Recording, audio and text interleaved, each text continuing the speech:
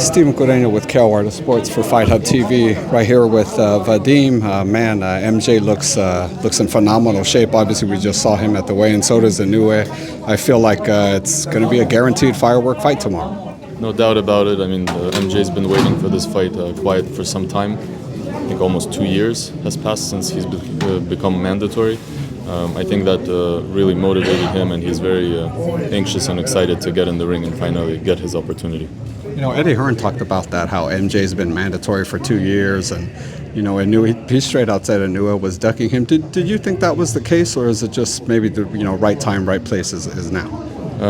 Well, since the fight is happening, it's not the case, but I do think that they did delay it, and I mean, I agree with Eddie. We discussed it many times because at the end of the day, he's fought every other mandatory right away, and this one they kind of delayed it. I mean, maybe there was reasons. Every career has certain times when the fighter wants to, take bigger fights or smaller fights, and it's understandable. He does deserve to do that, and everything that we've said is in order for this fight to happen. It's not any disrespect to Inoue and his achievements. No doubt he's one of the best in the world, and we had to do what we had to do to get the fight to happen.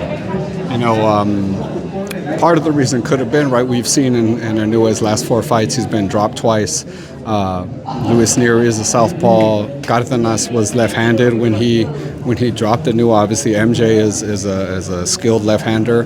Do you think that's going to present its own set of problems for Inoue on fight night? I don't think that's the main thing that can present problems for him, because maybe he's a little more reckless when he's fighting guys that he feels more confident with. I think this fight he'll be a lot more careful, and he'll be more determined, more focused. So I don't think that actually plays the main advantage.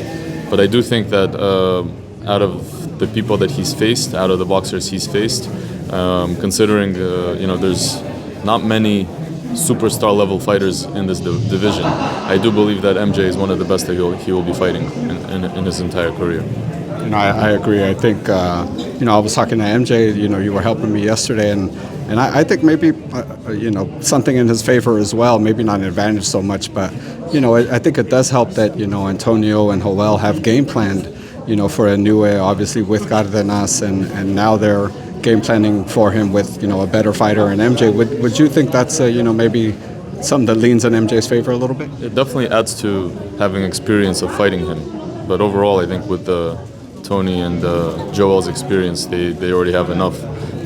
They've had so many fights at this level with other fighters that I do believe that with them and my partner Alik and Ben and everybody in the team, I think that really puts everything together for this fight.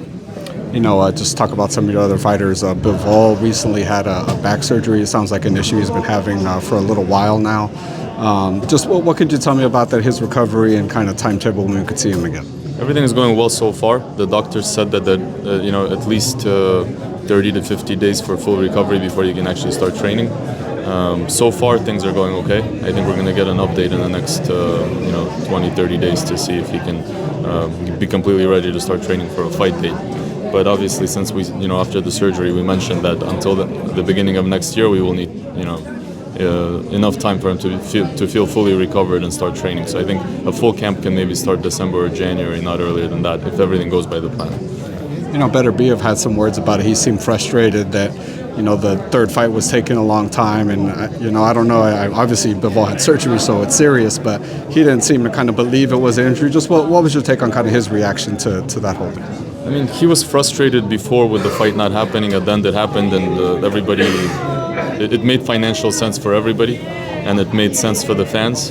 I think now with 2 fights happening back to back very quickly, what he's doing in having more fights, and with Bivol possibly having more fights, it only builds for the interest for the fight. I mean, we have to not forget that there's still a business side to the sport, to the professional sport of boxing, and that has to be considered.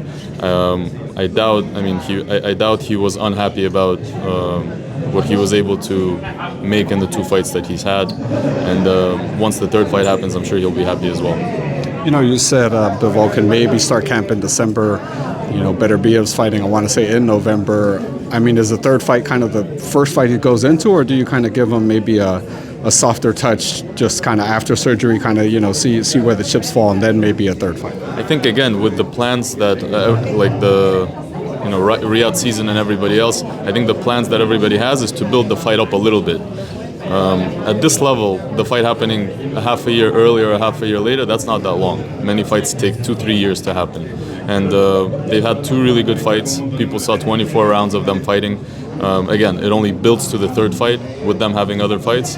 So I do believe that the part of the plan is for BETERBIEV to have 1 or 2 fights, which is the plan he's realizing now.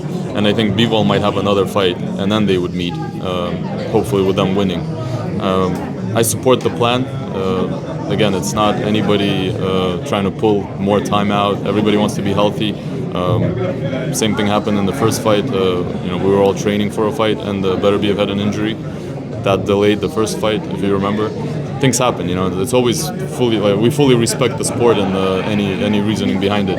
Dmitry also, besides the medical fact, the fight didn't seem to come together because the finances were not really making sense. A lot of the stuff that was being discussed was less than the first and the second fight for us. So obviously we have to keep that into consideration. I'm sure everybody understands that. But we do support the 3rd fight happening. We did say that from the beginning, and I know that that's what His Excellency wanted and the Riyadh season wanted. And once they want something, it will happen. But it just has to all come together, which is what's basically coming into now. Everything's coming together for the fight to be big enough in order for the fans to be interested and for everything to come together. You guys were the last team with Bivol to beat Canelo. Canelo's fighting tomorrow against Crawford. We saw the weigh-in today. They look about the same size. Maybe Crawford looks a little bigger. Just how do you think that plays out? And can Crawford kind of maybe duplicate what Dmitry did? I'm very interested in the fight. I hope he can, but and Crawford can box and he can do. But I think Dmitry's main advantage was his foot movement and him being very dynamic. Crawford is a lot more. How do you say? He's a lot more movement oriented. He's not really a mover boxer. He can kind of move around. I think that will make a difference. And I think the main difference that can play in this fight is just him moving so much up in weight. And it happened pretty quickly. He only had 1 fight at 154, then he skipped 160, went to 168. I think that can play an issue, but with Crawford being the way he is and being that good, maybe he can adjust better than others. But I think that will play the main thing with Canelo just having the ability to maybe push him a little bit more than he would have been if they were at the same weight class. Yeah, your team also was the last to fight Crawford as well, right? Israel Madrimov.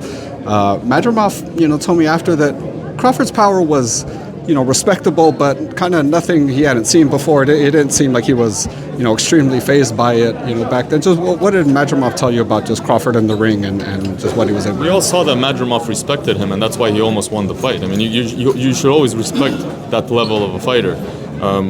I don't think he's, that strong. He does have really good timing. He's really good, but I was watching the press conference yesterday, and I saw some top level people speaking about the fight and speaking about Crawford, and they said he never got close to losing a fight. I don't know if that's a fact, because they have to remember that the Madrimov Crawford fight, it was almost a draw in my opinion, and it was a very close fight.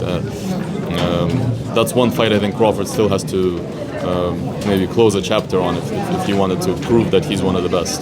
And now, the Canelo fight, we'll see how that plays out, but that can add to it. Vadim, always appreciate your time, man. Always, appreciate your guys are always, top level, and you deserve a lot more credit, man. Thank you so much for your time. Thank you very much, my friend.